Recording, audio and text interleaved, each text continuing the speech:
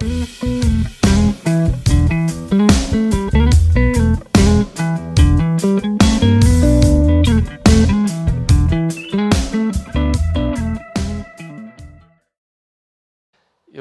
quero convidar você para abrir a sua Bíblia comigo no livro de Juízes, no capítulo de número 9.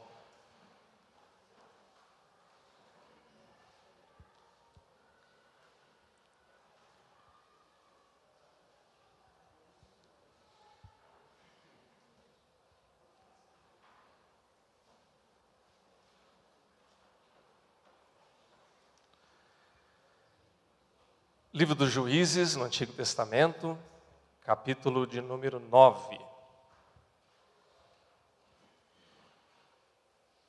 Nós vamos ler a partir do 8º versículo,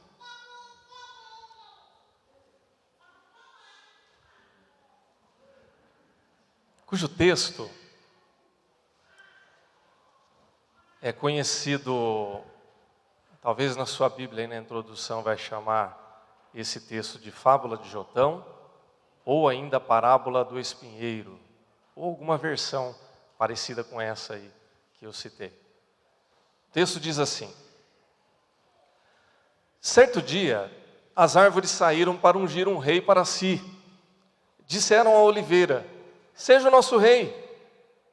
A oliveira, porém, respondeu: deveria eu renunciar ao meu azeite, com o qual se presta honra aos deuses e aos homens para dominar sobre as árvores?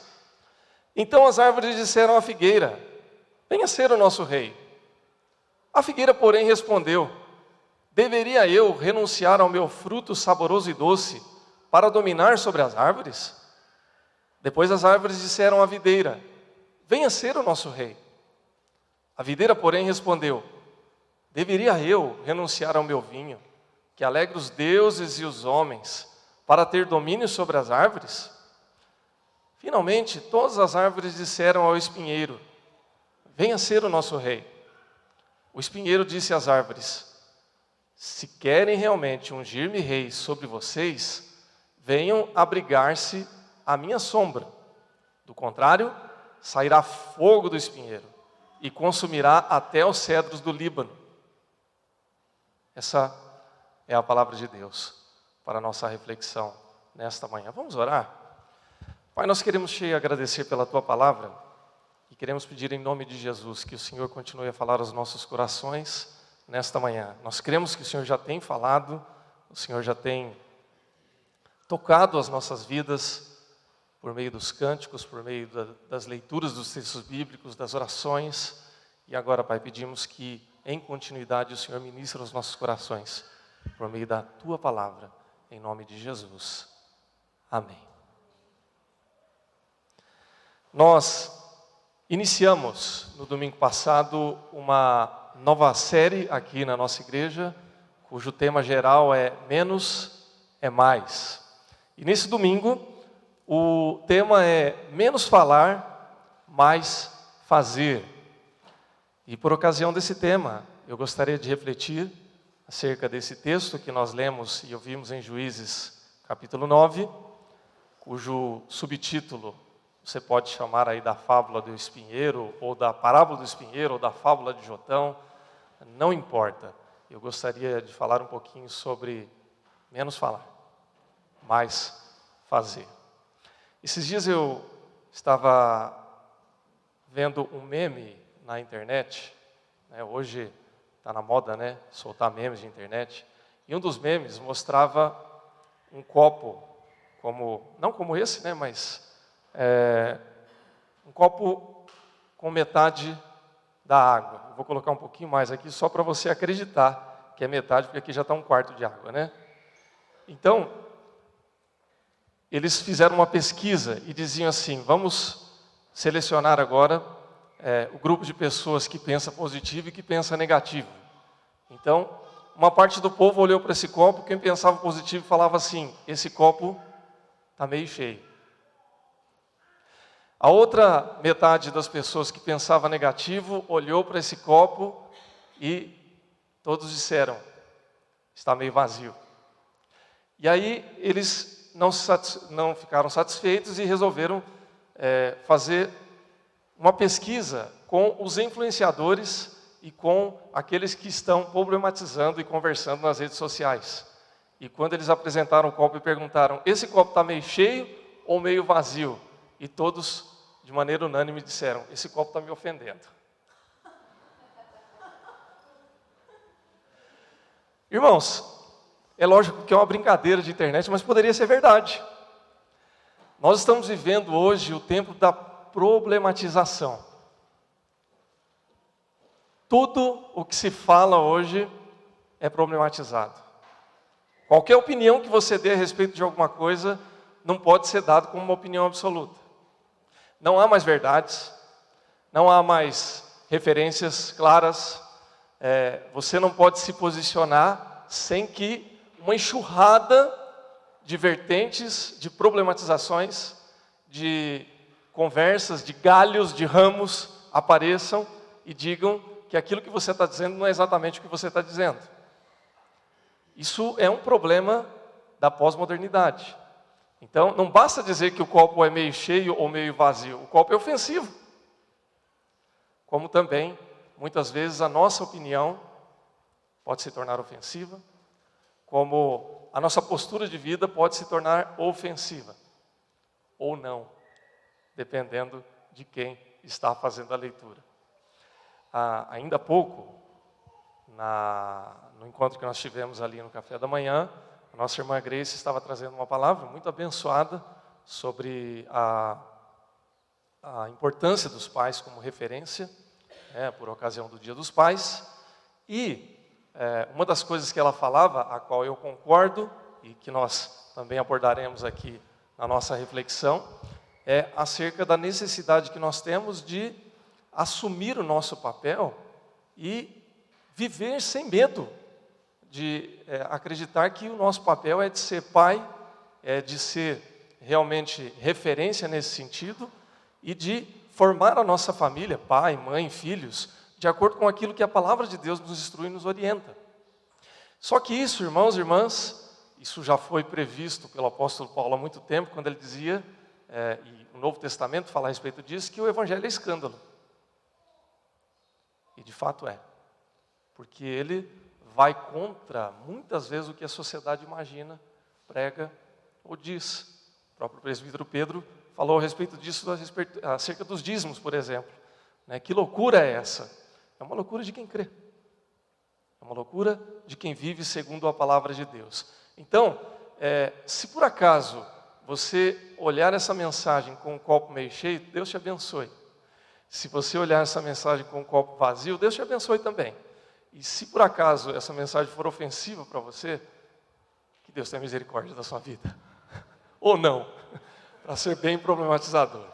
Irmãos, esse é um problema da pós-modernidade. Nós lemos um texto em Juízes que conta uma parábola ou uma fábula, tanto faz, fábula porque nós estamos falando de elementos da natureza, que tem boca, mas não tem, que não deveriam estar falando, mas você pode ler como uma parábola também por causa da estrutura do texto. Ok, sem problemas. O contexto aqui tem a ver com um problema crítico da história de Israel, a respeito da liderança do povo de Israel. Nós não vamos entrar no contexto específico, porque eu gostaria de avançar um pouco mais para falar um pouco da nossa realidade hoje, e como esse texto implica para as nossas vidas hoje. Uma vez que o texto ele foi apresentado para contar uma história e para ilustrar um contexto, eu gostaria de ilustrar um pouco o nosso contexto e a nossa realidade. Nós já falamos aqui em outros momentos que um dos grandes problemas da pós-modernidade é a ausência de referências. A ausência de verdades. Não que essas verdades não existam, mas que, infelizmente, as pessoas têm dificuldade para assumir algo como verdade e levar isso para si durante a sua vida.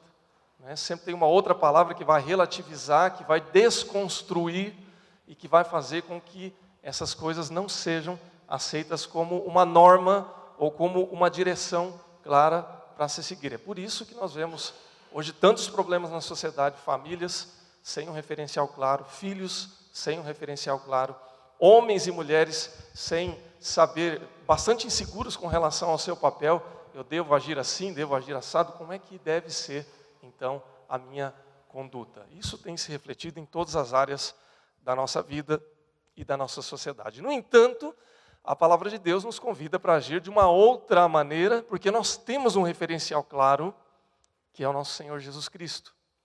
E por meio desse referencial, que é o Senhor Jesus, todas as coisas são também construídas, e à luz de Cristo, nós podemos então ter aí direcionamento seguro para a nossa vida. Então, eu gostaria de contar aqui 3 histórias, em 3 pontos, para ser bem presbiteriano e pegar um referencial seguro aqui, e falar um pouco a respeito desse texto, para a nossa reflexão nessa manhã. A primeira reflexão, o primeiro texto, a primeira história, fala a respeito de um clamor.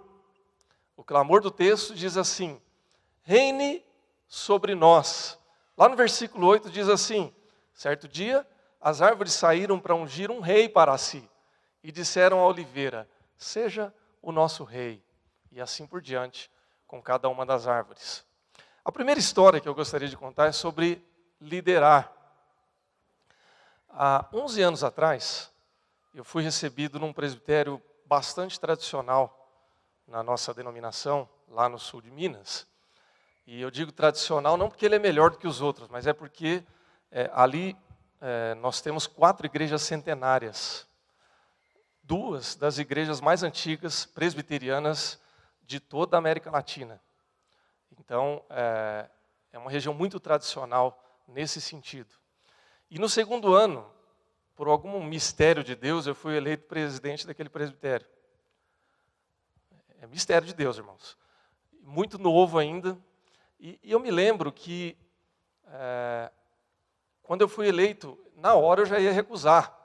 E eu acredito, imagino eu, tenho essa convicção, não é imaginação, de que Deus travou minha boca naquele momento e eu fiquei mudo, e eu não consegui falar nada. Mas eu fiquei tão nervoso, irmãos, tão com medo da responsabilidade, que acabou a reunião de manhã, depois da eleição, eu fui para casa almoçar e derrubei o prato de comida na roupa. De tanta ansiedade. Aí eu troquei de roupa, né? Lógico. Voltei para a reunião à tarde, todo mundo olhou para mim e tirou sarro ainda. Ah, agora que você foi eleito presidente, você veio até bonitinho para a reunião, né? Eu acho que eles quiseram dizer que eu estava feio de manhã. Imagino. Eu imagino, penso isso. Irmãos, pela graça de Deus, eu fui presidente daquele presbitério por 3 anos seguidos, depois eu saí daquela região, e deu tudo certo, né? Nenhuma igreja fechou, e eu não morri também, né? Passei mal, mas não morri. Talvez essa história não faça muito sentido para você, ou você possa até dizer, mas o que eu tenho com isso, né? Afinal de contas. A verdade, irmãos, é que essa história, de uma certa maneira, é minha e é sua também. Por quê? Porque, talvez com outro viés, em algum momento da sua vida, você tenha passado por uma situação como essa. Talvez você tenha sido chamado para liderar, ou talvez você tenha pedido para alguém liderar por você. Por exemplo, quando a gente está no ensino médio, na faculdade, é muito comum que a gente faça aqueles fabulosos trabalhos de grupo, né? Seminários de grupo que a gente tem que apresentar lá na sala de aula. E aí, então, às vezes você tem o privilégio de escolher quem vai fazer o grupo com você, mas na maioria das vezes o professor é que nomeia os grupos, né? E aí o que acontece? Qual que é a primeira briga com relação à formação de grupo?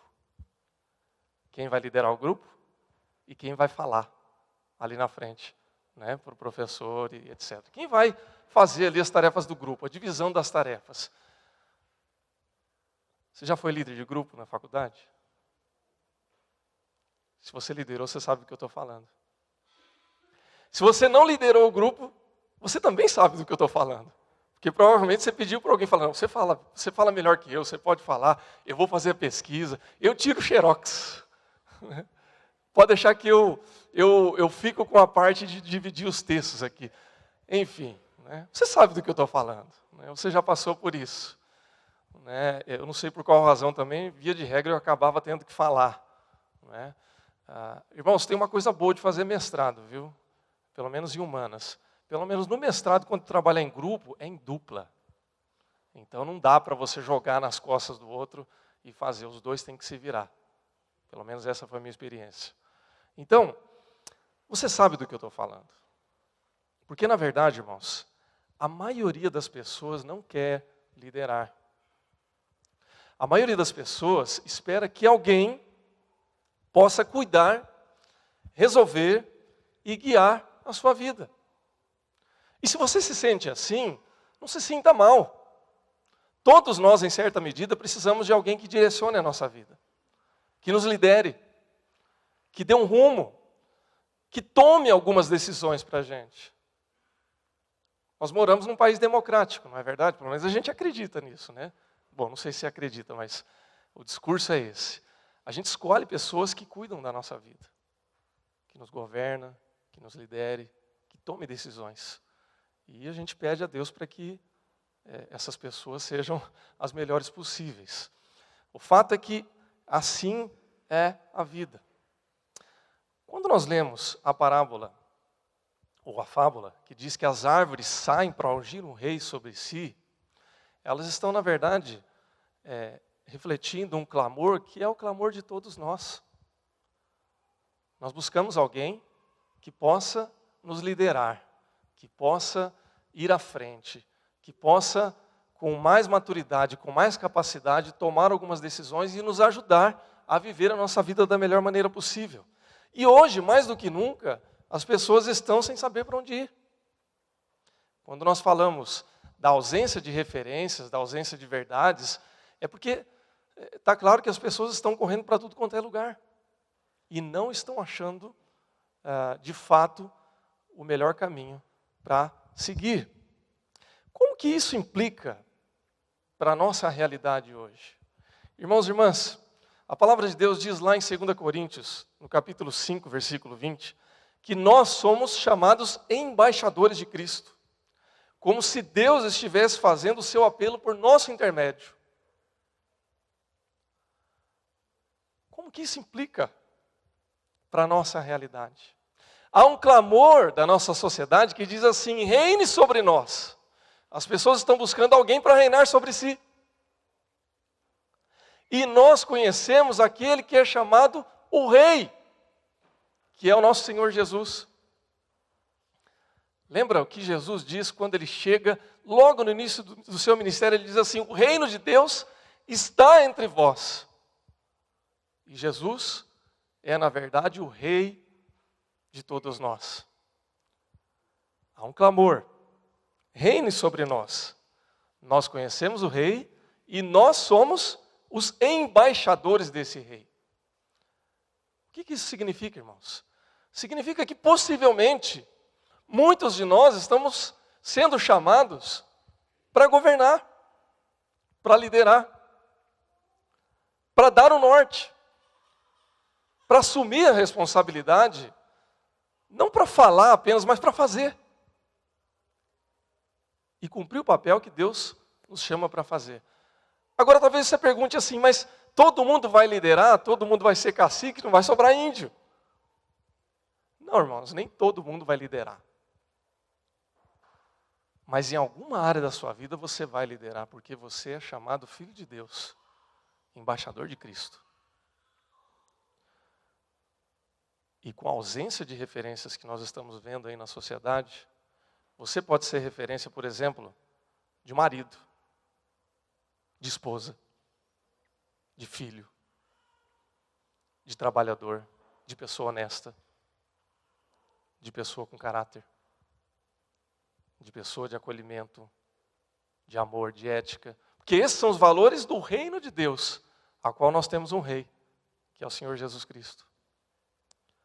Irmãos, o mundo hoje precisa de referenciais. E referencial, irmãos, não se dá só com conversa, com falação, com problematização, como nós falamos aí. Se dá com exemplo. Alguém já disse uma vez que o que a gente faz fala tão alto que o que a gente diz ninguém escuta. Então, quando nós olhamos para o modelo de Cristo e vivemos esse modelo como embaixadores, o clamor reina sobre nós, ele começa a ser satisfeito, porque nós assumimos esse papel. Amém, irmãos? Um segundo momento aqui do texto, uma segunda reflexão para nós, diz assim que nós temos uma resposta muito comum, que é a recusa dos qualificados. Versículos 9 ao 13 dizem assim: A oliveira, porém, respondeu: Deveria eu renunciar ao meu azeite, com o qual se presta honra aos deuses e aos homens, para dominar sobre as árvores? Então as árvores disseram à figueira: Venha ser o nosso rei. A figueira respondeu: Deveria eu renunciar ao meu fruto saboroso e doce, para dominar sobre as árvores? Depois as árvores disseram à videira: Venha ser o nosso rei. A videira, porém, respondeu: Deveria eu renunciar ao meu vinho, que alegra aos deuses e aos homens, para ter domínio sobre as árvores? Uma segunda história, irmãos, sobre um preço a se pagar. Em uma das igrejas que eu passei, há já alguns anos, houve uma época em que nós tínhamos um excelente coral na igreja. E foi uma coisa assim de Deus mesmo, porque esse coral ele foi organizado rápido. A igreja não tinha uma tradição de ter um coral. E uma moça, uma coralista muito bem disposta, muito bem intencionada, juntou ali, todo mundo que quiser, você não precisa saber música, não precisa ser cantor, vem aqui que a gente organiza e nós vamos montar o coral. E veio gente de toda a idade, veio adolescente, veio jovem, veio idoso, veio adulto, casado, solteiro. E funcionou maravilhosamente bem. Repertório bem organizado, ensaio bem feitinho, beca, que eles fizeram ali uma campanha, juntaram dinheiro, e deu tão certo que começou a fazer sucesso ali na região. As outras igrejas começaram a convidar eles para participar de eventos, para cantar em aniversário da igreja, e até outras denominações começaram a convidar também. E durante um tempo, foi o ministério mais vistoso da igreja. Até que essa irmã acabou passando por um problema familiar muito delicado. E ela precisou se afastar das atividades do coral. E esse coral, irmãos, acabou. Mesmo com mais 2 ou 3 pessoas ali com qualificação suficiente para assumir a responsabilidade de tocar o coral ali, de reger, de tocar ali o teclado, o piano. Havia gente capacitada para isso. E aí então, quando nós buscamos ali tentar manter o coral vivo e conversar com essas pessoas, elas disseram assim: olha, não vai dar para manter. Ah, mas por que você não pode continuar? Ah, porque vai dar muito trabalho. O interessante nessa história, irmãos, é que havia muitas pessoas ali que gostariam de colaborar.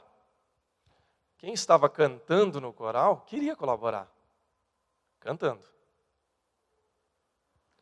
Quem participava dos ensaios queria colaborar, participando dos ensaios. Mas ninguém queria liderar,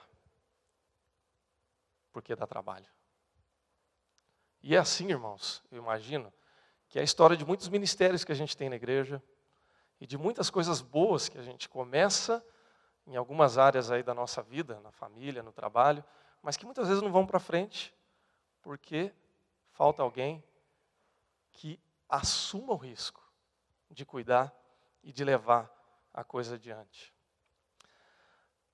É muito gostoso, irmãos, a gente ser elogiado quando uma coisa vai bem. O elogio é doce. Ele faz bem para os nossos ouvidos, ele massageia o nosso ego. E não tem mal nenhum em ser elogiado, viu, irmãos? Elogio é bom. É bom para quem recebe e é bom para quem dá também. Só que quando você lidera, você passa a ir para o outro lado do elogio e passa a receber também a crítica. Você se torna vidraça, você leva pedrada. Você deixa de ser doce como a figueira e passa a se tornar um pouco mais amargo. Você vai ter que dividir a unção da oliveira. Você vai ter que dividir o seu vinho. E você vai ter que passar a ficar cada vez mais exposto. Porque quando você lidera, você deixa de ser bonzinho. Você toma decisões que muitas vezes não são populares. Você tem que cobrar pessoas. Você fica cansado. Você fica chateado. Tem um custo, irmãos. Ou não tem? Liderar implica em custos. Você já viu, por exemplo, um pai que só diz sim para o filho? O que acontece com o filho? Não dá certo, né? Muitas vezes a gente tem que dizer não para filho, falando aí aos pais, e dói o nosso coração dizer não. E o filho fica chateado com a gente e chora, e a gente quer que o filho fique feliz com a gente. Mas a gente sabe que ele ainda não está pronto para entender isso, então a gente assume a responsabilidade dele ficar bicudo com a gente. É assim que é. Um dos grandes problemas da nossa sociedade, e creio eu que até das nossas igrejas, é a valorização do status e da posição de liderança, mas não a ênfase no custo para se alcançar essa posição de liderança. A nossa sociedade hoje valoriza muito a posição de sucesso, mas ela não valoriza o preço que se paga para alcançar um determinado sucesso. Veja lá o que o apóstolo Paulo fala para Timóteo lá, no primeira carta a Timóteo, no capítulo 3, ele diz assim: se alguém almeja o episcopado, boa obra almeja. Veja que ele não fala de posição, ele fala de obra. Ele não fala assim, olha, se alguém quer o episcopado, boa posição e bom status almeja. Ele não fala isso. Ele fala boa obra, trabalho, ação, fazer.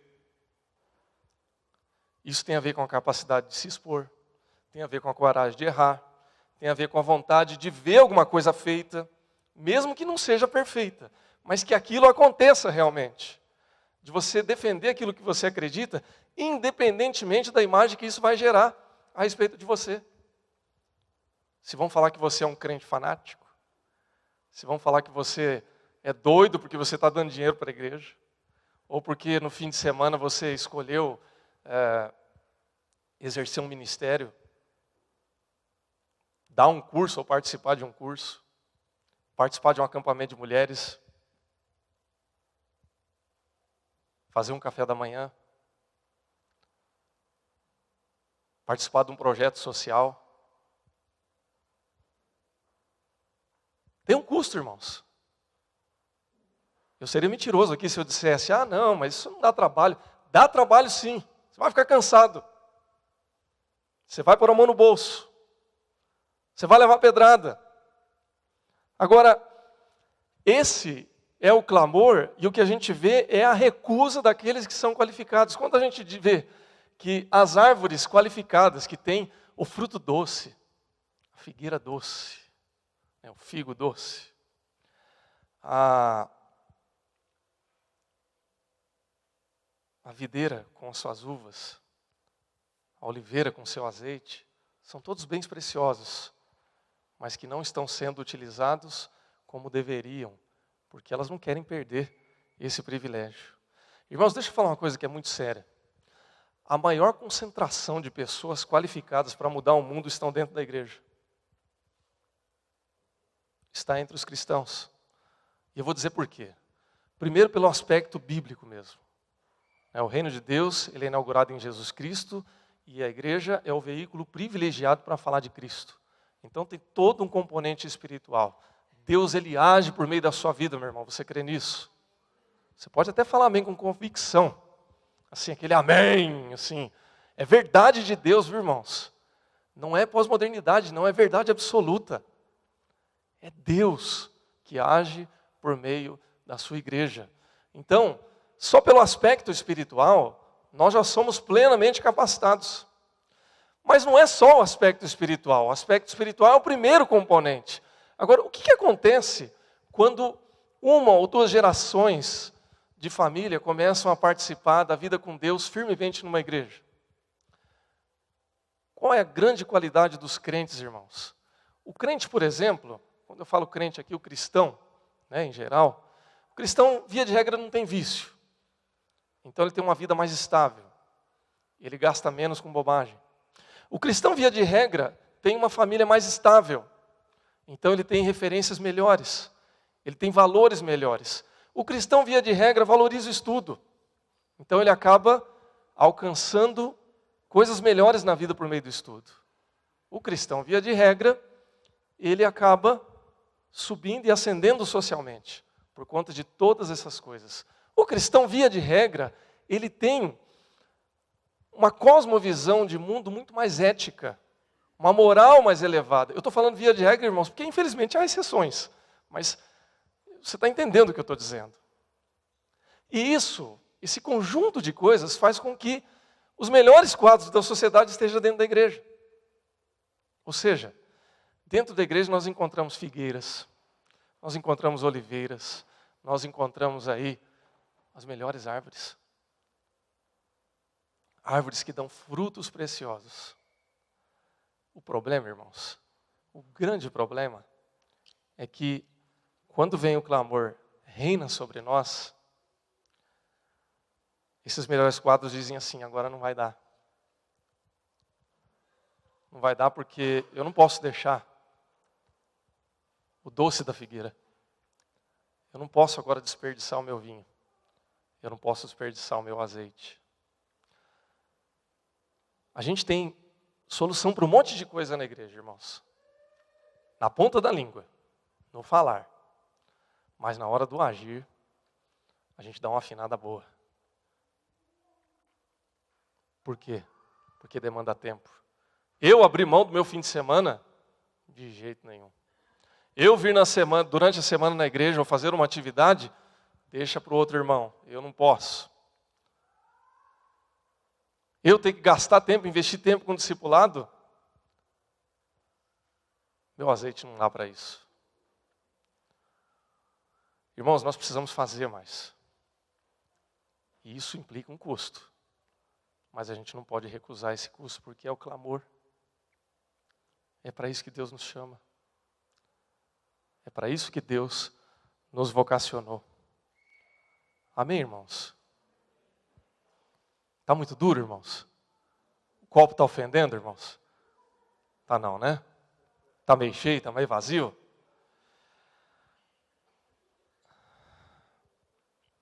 Tiago, capítulo 4, versículo 17, diz assim, pensem nisso, pois quem sabe que deve fazer o bem e não faz, comete pecado. Isso não sou eu que estou dizendo, é a palavra de Deus. Uma terceira história, irmãos, diz respeito aos riscos da omissão, que é a resposta do espinheiro. Versículo 14 e 15 diz assim, finalmente todas as árvores disseram ao espinheiro, venha ser o nosso rei. O espinheiro disse às árvores, se querem realmente ungir-me sobre vocês, venham abrigar-se à minha sombra. Do contrário, sairá fogo do espinheiro e consumirá até os cedros do Líbano. Uma terceira história é o risco da omissão e uma palavra aos pais também, uma vez que nós estamos no Dia dos Pais. Durante esses anos de ministério, tive o privilégio, o bônus e o ônus de ouvir muitas histórias e de aconselhar muitas pessoas, de receber muitos conselhos. É uma troca que a gente tem também, a gente ensina e a gente aprende. E uma vez eu estava conversando com uma jovem que tinha tido uma experiência terrível com um namorado. Essa moça havia sido sempre uma menina muito fervorosa, uma crente consagrada mesmo. Daquelas que se envolvem em todos os ministérios da igreja, canta no louvor, faz teatro. Mas que tinha um temperamento bastante introvertido, era uma moça bastante discreta, e a gente nunca tinha visto ela com namorado, até que um dia apareceu um rapaz lá e ela caiu de amores por esse rapaz. Até aí tudo ok, é o ciclo natural da vida, né? Um dia você vai se apaixonar, vai namorar, vai casar, e assim que é. Só que essa experiência de namoro foi péssima, em todos os aspectos. Essa moça parou de ir para a igreja, parou de ter a sua vida devocional, o seu tempo com Deus, e passou a viver de uma maneira que não era a maneira normal pela qual a gente estava acostumado a ver ela viver. E esse namorado fez muito mal para ela.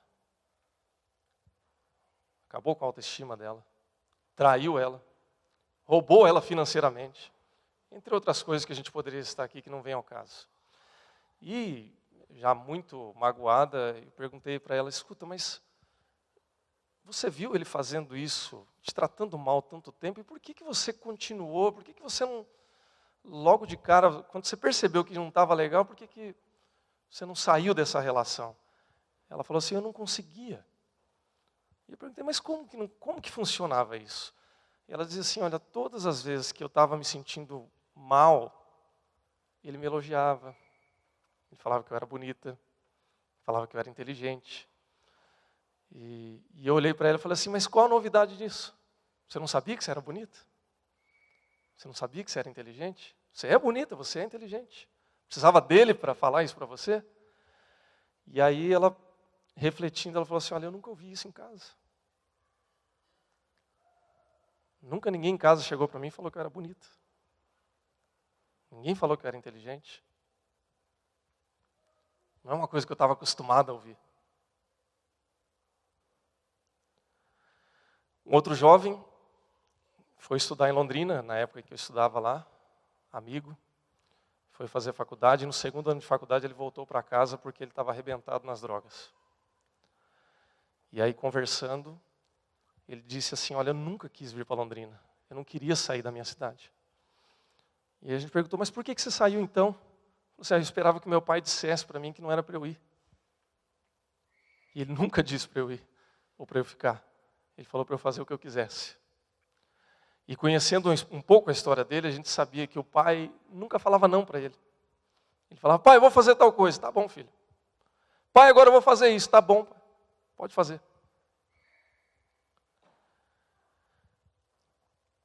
Essa história, irmãos, e outras, nos mostram que há algumas responsabilidades que elas estão centradas no nosso lar e que a gente não pode abrir mão.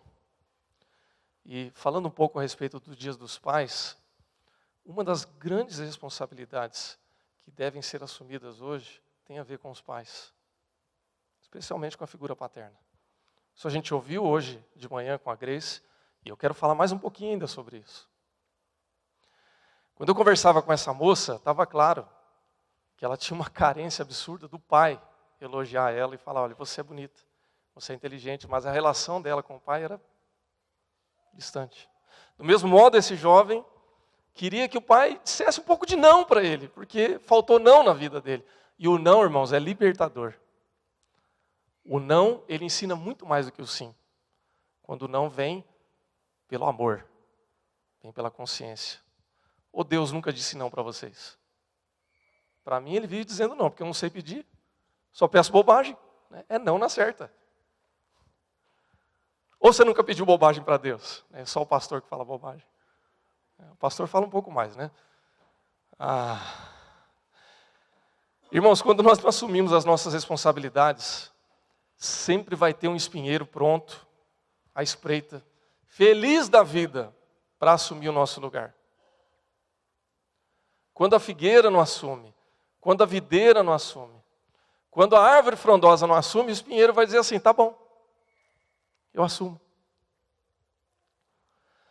Quando a gente deixa que outras pessoas assumam a responsabilidade que é nossa, essa outra pessoa pode ser um espinheiro. E há uma ironia aqui na palavra de Deus a respeito do espinheiro assumir o governo sobre as outras árvores, porque ele diz assim, bom, já que vocês querem que eu assuma, então vai ser do meu jeito. Venham aqui para debaixo da minha sombra. Irmãos, espinheiro da sombra. Vem aqui que eu vou acolher vocês. Irmãos, espinheiro acolhe. Deve ser bem macio e confortável, né? Folhinha macia, fruto doce. Só que ele diz assim, quem não me obedecer, até o cedro do Líbano eu vou queimar. Pesquisa depois lá no Google, né, a nossa biblioteca móvel, qual que é a dureza e a resistência do cedro do Líbano. Pra você entender o que o espinheiro está falando aqui. Irmãos, a sociedade tem um monte de espinheiro aí louco para assumir o governo e o reino. O diabo é o maior espinheiro que a gente conhece, que é o nosso maior inimigo espiritual. Só que ele usa os meios do mundo para isso. Um pai que não assume a responsabilidade pela educação e o cuidado do filho, está empurrando ele para um espinheiro.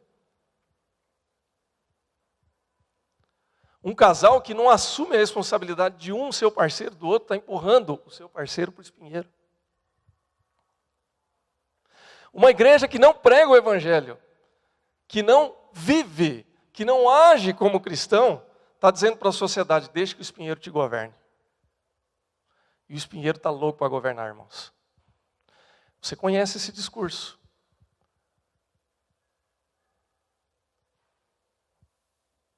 Aquele que quer fazer as coisas do seu jeito, de maneira ditatorial, mandando em todo mundo, a primeira coisa que ele diz é isso.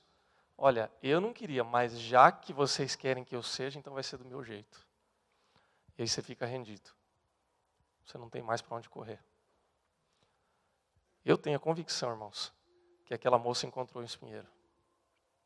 Eu tenho a convicção de que aquele rapaz encontrou um espinheiro. Porque faltou uma árvore frondosa e frutífera para ele. Irmãos, Deus nos chama para que nós sejamos árvores frondosas. Ele nos chama para que nós falemos um pouco menos, nada contra falar, viu, irmãos? Estou falando agora.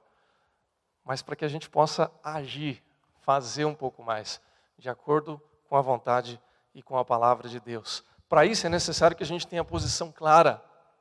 Eu sou cristão em nome de Jesus, eu creio no Senhor Jesus como meu Senhor. É difícil assumir isso? Irmãos, nós estamos vendo aí, eu tenho acompanhado com bastante atenção, por exemplo, o discurso das eleições. Não apenas na TV, como em audiências públicas, na internet e por aí afora.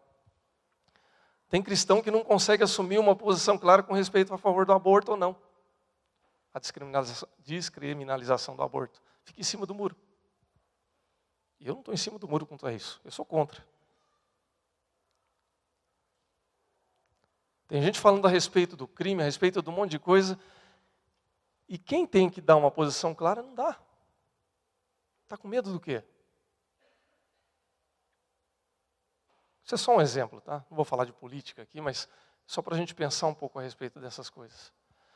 Nós temos que ter posição clara na nossa casa, a respeito do nosso casamento, a respeito dos nossos filhos, a respeito da nossa fé. Senão, irmãos, nós estamos fazendo como as árvores frutíferas que não querem assumir o seu papel.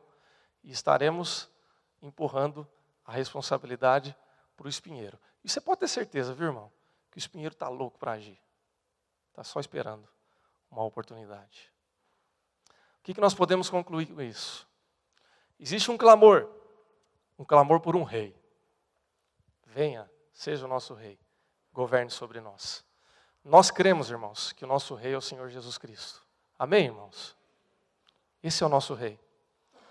Há um chamado para que nós sejamos embaixadores de Cristo. Talvez você não seja um líder formal, talvez você não seja um líder nomeado, mas é o meu e o seu dever, pelo menos, agirmos em nome de Cristo. De modo que nós não devemos nos omitir das nossas responsabilidades, porque os espinheiros estão à espreita, querendo reinar, governar a nossa casa, nossa cidade e o nosso país. Que em nome de Jesus nós possamos falar um pouco menos, quem sabe, e fazer um pouco mais em nome dele. Que Deus te abençoe nessa manhã em nome de Jesus.